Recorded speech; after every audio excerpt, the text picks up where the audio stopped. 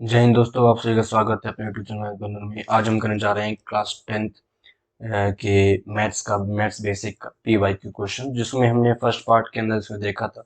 जो सेक्शन 1 के जो क्वेश्चंस थे हमने वो बनाए थे इसमें। आज हम सेक्शन B के क्वेश्चन बनाने वाले सेकंड पार्ट के अंदर इसके। ये उसी बेसिक का सेकंड वीडियो रहने वाला है और ऐसे ही हर सेक्शन के लिए मैं अलग अलग वीडियो डेडिकेटेड वीडियो बनाता रहूंगा। तो चलिए देखते हैं, स्टार्ट करते हैं। सबसे पहला जो हमारा क्वेश्चन रहेगा सेक्शन बी का, वो क्या रहेगा।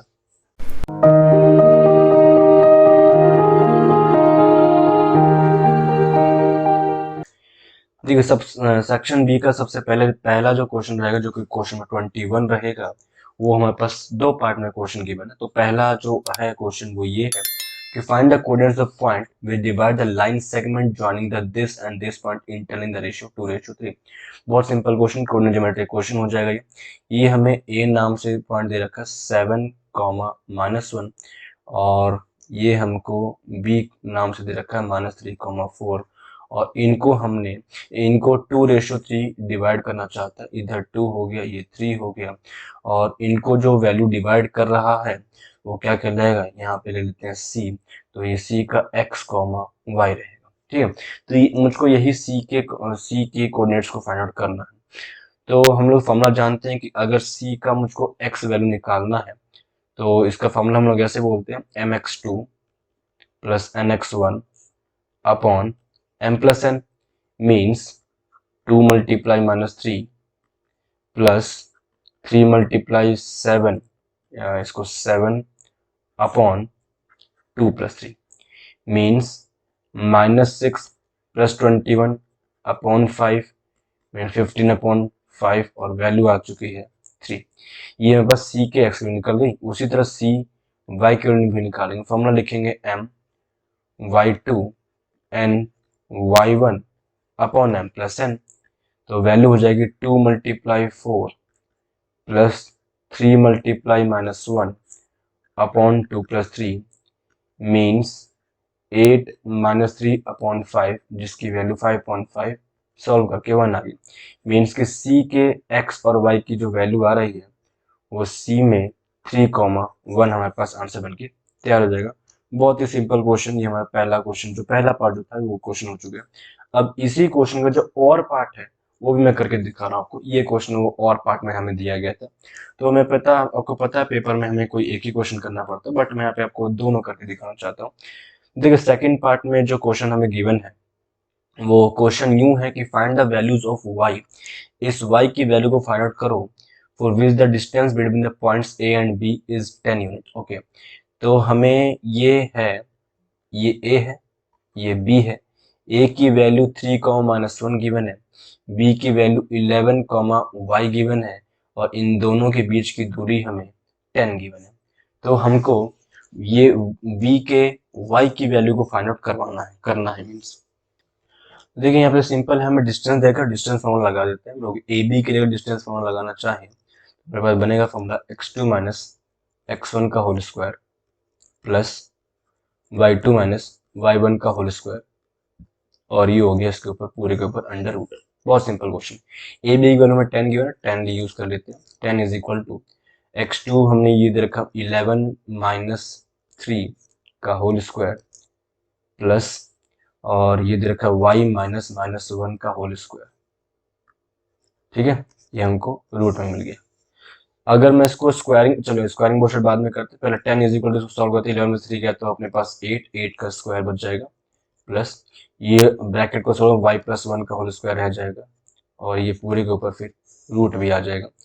अब हम लोग करने वाले हैं इसको स्क्वायरिंग बोथ साइड, तो लिख देते हैं यहाँ पे स्क्वायरिंग बोथ साइड्स। क्लियर? तो 10 का whole square is equal to 8 का स्क्वायर 64 होता है, तो डायरेक्ट 64 में लिख देता हूँ। ये प्लस y +1 का होल स्क्वायर आ गया, और इसके ऊपर जो रूट था इधर भी मैं होल स्क्वायर करूंगा। तो 10 का होल स्क्वायर करने में भी 100 आ चुका है, और इसके स्क्वायर से इसका अंडर रूट कट जाएगा, मीन 64 प्लस y+1 का होल स्क्वायर बन गया। ठीक है, 64 को उधर कर देते हैं, 100 - 64, 100 - 64 इज इक्वल टू y+1 का होल स्क्वायर बनेगा। 64 36 देता है, जिसमें वैल्यू y+1 का होल स्क्वायर बनेगा। रूट को उधर स्क्वायर को उधर लग जाएंगे तो 36 के ऊपर root is equal to y+1 आ जाएगा। ठीक है, 36 जो रूट होता है +-6 का इज इक्वल टू y+1 हो जाएगा। मीन्स यहाँ से ना अब मैं एक बार +6 की वैल्यू y+1 के बराबर लेने वाला हूँ, -6 की वैल्यू y+1 के बराबर लेने वाला हूँ। तो y की वैल्यू यहाँ से 6 - 1, y की वैल्यू आ गई 5, और यहाँ से -6 - 1 की वैल्यू y मीन्स y की वैल्यू जो कि -7। मतलब ये हुआ जो b की वैल्यू आ रही है 11,5 भी आ सकती है एंड b की वैल्यू 11,-7 भी आ सकता है। तो हमारे पास ये दो क्वेश्चन मैंने बना के दिए, पहले क्वेश्चन में 21 क्वेश्चन। नेक्स्ट क्वेश्चन में देखा 22, जिसमें हमें वैल्यूज गिवन है और इनको सॉल्व करना है बस वैल्यू पुट करके। तो इस क्वेश्चन में हमें given 10 square 60 -2 cos square 30 -2 10 square 30। तो कुछ नहीं करना, वैल्यू को पुट करिए और सॉल्व कर दे हो जाते हैं। तो देखिए 10 स्क्वायर 60 यहाँ पे हमें दे रखा है, मतलब 10 60 की वैल्यू क्या होती है हमें पता होना चाहिए। तो 10 60 की जो वैल्यू आती है वो √3 होती है, और स्क्वायर गिवन तो स्क्वायर भी होगा। -2 cosec 30 वैल्यू 2 होती है और स्क्वायर दे रखा तो यहाँ भी 2 का स्क्वायर बनेगा। -2 tan 30 की वैल्यू 1/√3 होता है और इसके ऊपर भी स्क्वायर दे रखा स्क्वायर, बस सॉल्व कर दीजिए। √3 का स्क्वायर 3 आ गया, -2 का स्क्वायर 4 हो गया, 2 का स्क्वायर 4 हो गया, 4 टू जा 8 हो गया, -2 मल्टीप्लाई 1/3 हो चुका है, मीन्स -5 -2/3 -5 -2/3। इसको सॉल्व कर दीजिए, इसको हम लोग सॉल्व कर एलसीएम से लेते हैं इसको। तो नीचे तो आ जाएगा 3, यहाँ आ जाएगा -15 -2 मीन्स -17/3। हमारे पास आंसर बनके तैयार हो चुका है, -17/3। क्वेश्चन खत्म है, सिंपल 2 मार्क्स का क्वेश्चन था ये। नेक्स्ट क्वेश्चन है find the LCM and HCF of 92 and 510 using prime factor. Using prime factorisation method का मतलब हो गया एलसीएम से हमें सॉल्व करना है इसको। देखिए बहुत सिंपल क्वेश्चन 2 मार्क्स के हिसाब से। हमें 92 का पहले एलसीएम कर देते हैं, तो 2 से करेंगे तो 46, फिर 2 से करेंगे 23, 23 आ जाएगा, और फिर 23 को करेंगे तो 1 आ जाएगा। इसी तरह मैं 510 का भी कर देता हूँ यहाँ पर। तो 510 को मैं 5 से करता हूँ पहले, तो 102 आ जाएगा, फिर 2 से करेंगे तो हमारे पास 51 आ जाएगा, 51 को मैं 17 से करूंगा तो 3 आ जाएगा, फिर 3 से करेंगे तो 1 आ जाएगा। इसका मतलब 92 को जब लिखा मैंने तो 2 मल्टीप्लाई 23 आया, मीन्स 2 का स्क्वायर मल्टीप्लाई 23 की पावर 1 आई। एंड सेम एज अगर मैं 510 की बात करता हूँ तो 5 इंटू 2 इंटू 17 इंटू 3 आया, मतलब सबके ऊपर 1 वैल्यू आ रही है अपने पास, इसमें कोई दिक्कत नहीं आने वाली। तो देखिए अब एलसीएम की बात करता हूँ पहले मैं। अगर हम लोग इसका एलसीएम निकालते हैं तो हमारा आंसर क्या आएगा। अगर मैं इसका एलसीएम निकालता हूँ तो एलसीएम निकालने के लिए ना, तो ध्यान से समझिए, यहाँ पे हमको है ना कुछ समझना पड़ेगा। मतलब आपको समझना यूं है कि इसका स्टेप कैसे करना है, मतलब बहुत आसान चीज है, लेकिन थोड़ा सा आपको आइडिया रखना पड़ेगा कि एलसीएम निकालते वक्त यहाँ पे जो जो बेस यूज हो रहा है, बेस के तौर पर यहाँ पे जैसे जिसमें 2 यूज हो रहा है, 23 यूज हो रहा है, 5 यूज हो रहा है, फिर दोबारा 2 यूज हो रहा है, 17 यूज हो रहा है, 13 यूज हो रहा है, जो जो बेस यूज हो रहा है उसको सबको उतार दीजिए एलसीएम में। ओनली एलसीएम में जो जो बेस यूज हो रहा है दोनों को मिला करके उनको उठा दीजिए। देखिए 2 यूज हो चुका है, 23 यूज हो रहा है, 5 यूज हो रहा है, 2 यूज हो रहा है, 2 को मैं लिख चुका हूँ, अब नहीं लिखेंगे, फिर 17 यूज हो रहा है और फिर 3 यूज हो रहा है। अब बात है पावर की, बात करते हैं। तो देखिए जो जिसके ऊपर जो अकेला किया तो उसके पावर लिखनी नहीं है, सिर्फ 1 हो गया बहुत है। लेकिन जैसे 2 मेरे पास दोनों के अंदर आ रहा है, तो दोनों के ऊपर जैसे 2 यहाँ पर मान लीजिए 1 है, कुछ नहीं तो 1 है, और उसके पास 2 की पावर 2 लिख रखा है 92 के अंदर। तो बड़ी वाली पावर को यूज करना है, बड़ा वाला मतलब बड़ी वाली वैल्यू, बड़ी वाली पावर को यूज करना है। पर ज्यादा जो पावर आ रही है मीन्स 2 की पावर 1 और 2 की पावर 2 में से 2 की पावर 2 यूज की जाएगी। ये मेरे पास एलसीएम बन के तैयार हो जाएगा। इसको सॉल्व कर देंगे, हमारे पास आंसर बन के तैयार हो जाएगा। तो लिखूंगा 4 इंटू 23 इंटू 5 इंटू 17 इंटू 3।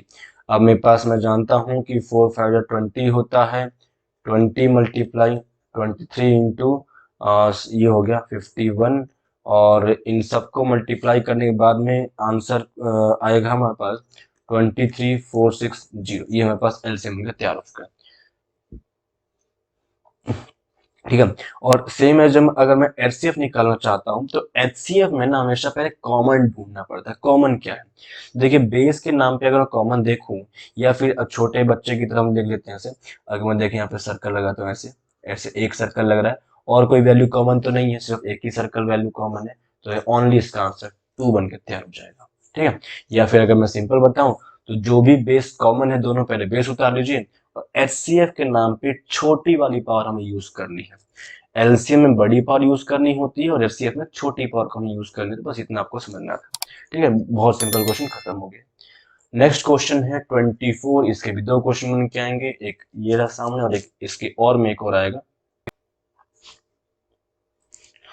तो देखिए इसमें क्वेश्चन हमें दे रखा है कि भाई x plus y is equal to 6 है and 2x minus 3y is equal to 4 है। मैं इस क्वेश्चन को करने वाला हूँ एलिमिनेशन के फॉर्म से। तो मैं एलिमिनेशन के लिए क्या करूंगा, किसी भी वेरिएबल की कोफिशिएंट को बराबर करवाऊंगा। मैं यहाँ पे चाहता हूँ कि y के कोफिशिएंट को मैं बराबर कराना चाहता हूँ, तो इन दोनों के कोफिशिएंट को इंटरचेंज कर दीजिए। जैसे कि देखिए यहाँ पर y की वैल्यू कुछ नहीं है तो बोलूंगा 1 है। इसको मैं दूसरे पेन से लिख देता हूँ एक बार, रुकिए। हाँ, तो पहले वाले y की वैल्यू कुछ नहीं है तो 1 लिखूंगा कोफिशिएंट, और यहाँ पे 3 है। इंटरचेंज कर दीजिए, जो इसको ऊपर ऊपर 3 दे दीजिए, इसको इंटू 1 कर मल्टीप्लाई करते हैं, तो इक्वेशन बन के आ रही है 3x plus 3y equal to 6 18 हो गया है। 1 से करेंगे 2x minus 3y is equal to 4 आ गया। सॉल्व कर दीजिए, खत्म हो गया। 5x इज इक्वल टू 22 आ चुका है, तो x की वैल्यू 22/5 आ गई। ये हमारे पास x की वैल्यू बनकर तैयार हो गई है। ठीक है, ये जब x की वैल्यू हो गई तो अपने पास y की वैल्यू निकालनी है, तो इसको किस में पुट कर देते हैं, put x is equal to 22/5 in equation first. तो हमारे पास बन रहा है भाई x plus y is equal to 6।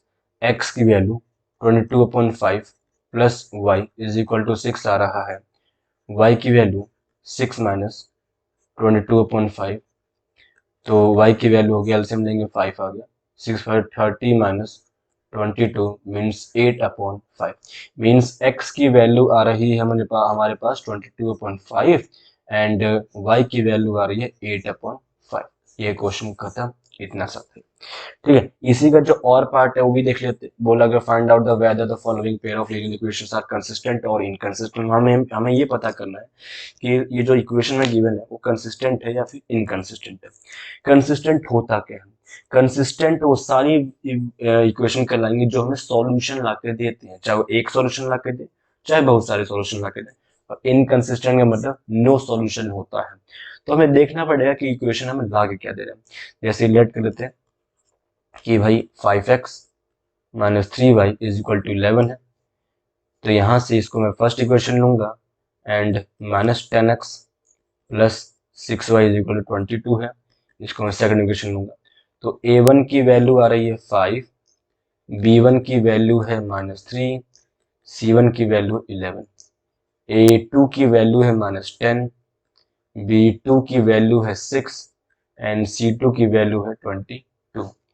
तो यहाँ से हम देखें a1 upon a2 means 5 upon -10, solve करने के बाद -1/2 आ गया। b1 upon b2 is equal to -3/6, solve करने के बाद -1/2 ये भी आ चुका है। और c1 अपॉन c2 सॉल्व करने के बाद 11/22 आ रहा है, मीन्स इसको सॉल्व करने पर 1/2 आ रहा है। मुझे यहाँ से ये चीज समझ में आ गई भाई कि a1 अपॉन a2 जो है बराबर आ रहा है b1 अपॉन b2 के साथ, but not equal to c1 upon c2। इसका मतलब ये हुआ कि ये पैरेलल कंडीशन देना चाहता है, पैरेलल लाइंस हैं लोग। ठीक है, पैरेलल लाइंस का नो सॉल्यूशन होता है। ठीक है, और अगर नो सॉल्यूशन है इसका मतलब ये लाइन क्या है, इनकंसिस्टेंट है। बस यही समझना था उसके अंदर। ठीक है, ये हमारे पास क्वेश्चन हो गया खत्म। नेक्स्ट पार्ट है इसका, in the given figure ABC and AMP are two right triangles, right angle at B and M respectively, prove that triangle ABC congruent और similar to triangle AMP. Okay, बहुत simple question है। देखिए इसका solution के लिए हमें क्या करना है, जो हमारे पास दो ट्रायंगल है ए बी सी के, जरा गौर करिए, ए बी सी जो ट्रायंगल दिखाई दे रहा है और ए एम पी जो ट्रायंगल दिखाई दे रहा है, कॉन्ग्रुएंट सिमिलर करना है। सिमिलर करने के लिए हम जानते हैं एस रूल लगा सकते हैं, डबल ए लगा सकते हैं, ट्रिपल ए लगा सकते हैं, जो आपको समझ में आ रहा है उसके हिसाब से हम रूल लगा देते हैं। देखिए ये क्वेश्चन हम कैसे कर सकते हैं। तो भैया अगर मैं यहाँ पे देखूं ऐसे कि in triangle ABC and triangle AMP, इन्हीं दो की बात करें, इन दो में देख लेते हैं। दोनों ट्रायंगल में देखिए angle A is equal to angle A हो सकता है।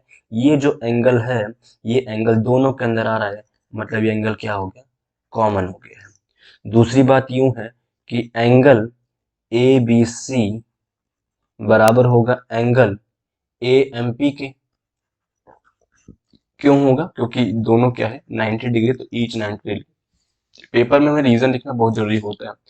तो हमारे पास ट्राइंगल होगा कॉन्ग्रुएंट, ओ सॉरी सिमिलर हो चुका है, बस हो गया क्वेश्चन ये। तो triangle A B C similar to triangle A M P by double ए।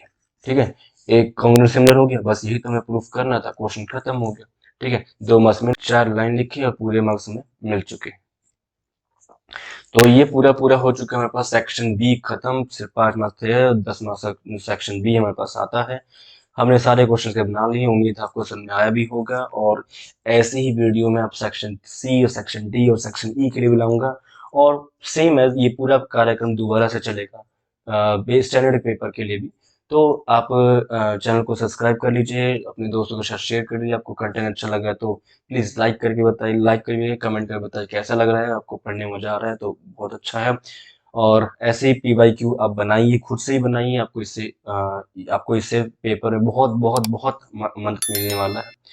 तो आज के लिए इतना ही, थैंक यू।